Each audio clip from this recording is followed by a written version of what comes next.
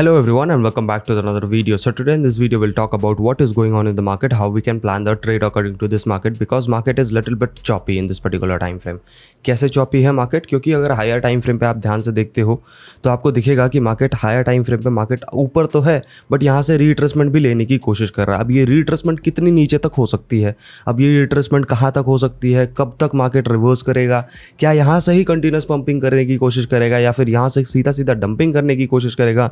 Because नीचे बहुत सारे इम्बैलेंसेस पड़े हैं तो यहाँ बहुत ज़्यादा कन्फ्यूजन क्रिएट हो रहा है कि मार्केट में भाई शॉर्ट करे या लॉन्ग करे, भैंस यहाँ करना क्या है.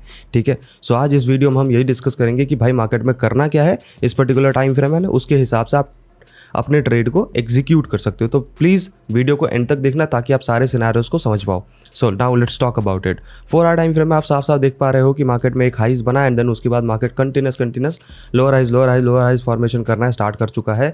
मतलब लोअर हाइज कैंडल्स बनाना शुरू कर चुका है. तो यहाँ से कंटिन्यूस डाउन ट्रेंड स्टार्ट होने के चांसेस तो हैं, बट क्या हम डाउन ट्रेंड में शॉर्टिंग सेटअप ले सकते हैं? नहीं ले सकते. क्यों नहीं ले सकते? उसके पीछे रीज़न है. देखो 15 में टाइम फ्रेम अगर आप ध्यान से देखते हो तो मार्केट में आपको दिखेगा कि this is the particular demand area for the market. अब इस डिमांड एरिया को तो तोड़ ही नहीं पा रहा है ये. ठीक है, लास्ट टाइम भी आया, इसके ऊपर से पंपिंग कर गया. ठीक है, फिर यहाँ डब्ल्यू पैटर्न बनाया, बायर्स को ट्रैप करा, फिर नीचे गिर गया. ठीक है, सो कल रात को भी मैंने यही बताया था आपको कि भाई अगर आपको शॉर्ट साइड ट्रेड लेना है तो ये डिमांड एरिया टूटना बहुत इंपॉर्टेंट है.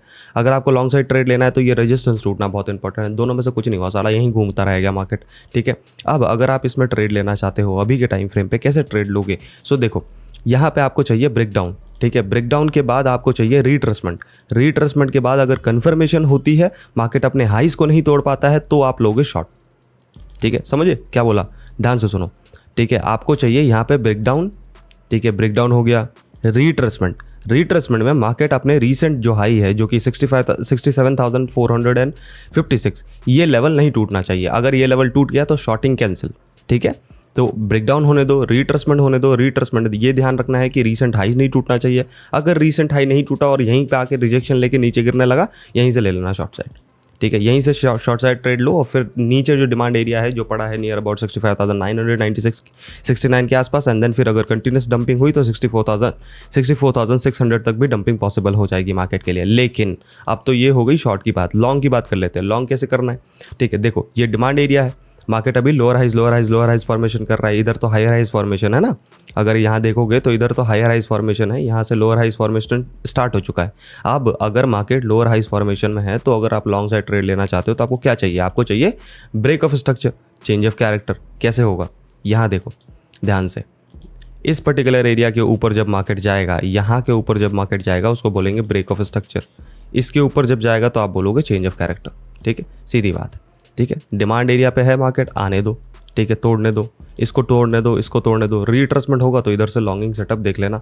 ठीक है, लेकिन अगर लॉन्गिंग सेटअप देखोगे तो यहाँ पे इसके ऊपर जाते ही आपको प्रॉफिट बुकिंग करना है और एसएल ट्रेलिंग करना है. ऐसे नहीं कि भैंस यहाँ पे ट्रेड लिया और यहीं तक बुक करेंगे, सीधा ऊपर ही बुक करेंगे, 69,000 के आसपास ही बुक करेंगे. नहीं. ठीक है, अगर वो 69 वाला ट्रेड चाहिए तब तो ये हाइज ही टूटना इंपॉर्टेंट है. जब तक ये नहीं टूटने का, जब तक 69 वाला ट्रेड नहीं बनने का आपका.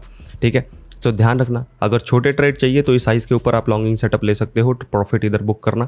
बट अगर ये लेवल टूटता है जो कि 67,987 के आसपास का एरिया है तो 1000 पॉइंट ऊपर आपका मोमेंटम बन जाएगा जो कि 69,000 तक के जाने के चांसेस बन जाएंगे. बट उसके लिए मार्केट को ब्रेक करना पड़ेगा ना, तो वेट कर लो. अगर ब्रेक करता है तो लॉन्गिंग सेटअप लेना, वरना मत लेना. शॉर्ट सेटअप मैंने आपको समझा दिया कैसे लेना है, लॉन्गिंग सेटअप समझा दिया कैसे लेना है. Now let's talk about Ethereum.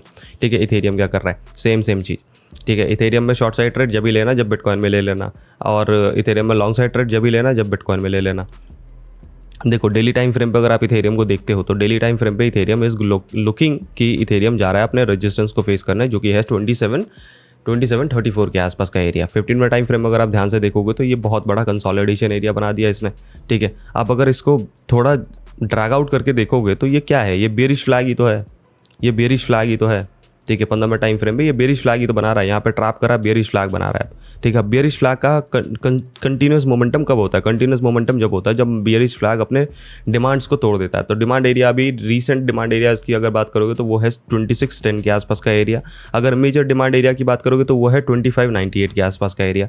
तो अगर इथेरियम अपने डिमांड एरिया को सक्सेसफुली तोड़ पाता है, रिट्रेसमेंट करता है, तो इसमें भी शॉर्टिंग सेटअप बनेगी और क्या. ठीक है, सोलाना में भी सेम सिचुएशन बनेगा. ठीक है, सोलाना ऑलरेडी तोड़ रहा है अपना डिमांड एरिया तो इसमें तो बोलने वाली बात ही नहीं है. Now let's talk about gold. ठीक है।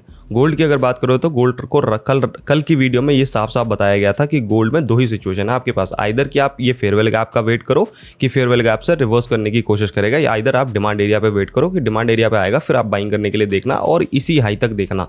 ठीक है, होपफुली आपने ये वाला ट्रेड पकड़ा होगा एंड देन आपको एक अच्छा खासा पिप्स कैलकुलेटर मिल गया होगा, मतलब 170 पिप्स के आसपास का मोमेंटम आपको मिल गया होगा। ठीक है, नाउ अब क्या कर सकते हैं। ठीक है, देखो 4 घंटे में अगर आप ध्यान से देखोगे तो मार्केट ने लिक्विडिटी हंट करी अभी प्रीवियस हाई की। ठीक है, 1 आवर टाइम फ्रेम पे देखोगे तो मार्केट डबल टॉप बना रहा।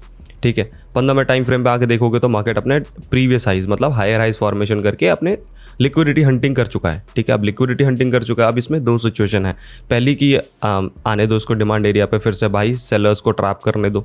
ठीक है, आने दो इसको पर्टिकुलर एरिया मतलब नियर अबाउट 26-24 के आसपास। ठीक है, अगर इसका ब्रेकडाउन होता है तो शॉर्टिंग कंडीशन देखेंगे, अगर ब्रेकडाउन नहीं होता तो फिर हम इधर से लॉन्गिंग सेटअप ही देखेंगे। क्यों देखेंगे, क्योंकि मार्केट टॉप पे है। अब टॉप पे एम पैटर्न बना रहा है, उसमें पॉसिबल सिनेरियोस कि उसके कंटिन्यूस एम पैटर्न कंटिन्यू करेगा नहीं करेगा वो बात की बात है, जब तक डिमांड एरिया नहीं टूट रहा, जब तक मार्केट में शॉर्टिंग सेटअप नहीं बैठेगा। ठीक है, तो ध्यान रखिएगा, अगर ये नीचे आएगा और यहाँ पे ट्रैप करता है सेलर्स को तो फिर से इधर से बाइंग ही बनेगी। ठीक है, ध्यान रखिएगा, जब तक टूटता नहीं है, जब तक आपके पास सेलिंग सेटअप नहीं बैठेगा गोल्ड में। ठीक है, सो आज के लिए इतना ही। वीडियो अगर पसंद आया हो तो लाइक शेयर कमेंट करना, चैनल पे अगर नहीं हो तो सब्सक्राइब करना मत भूलना। मिलते हैं नेक्स्ट वीडियो में, तब तक के लिए stay healthy stay safe, bye bye, take care.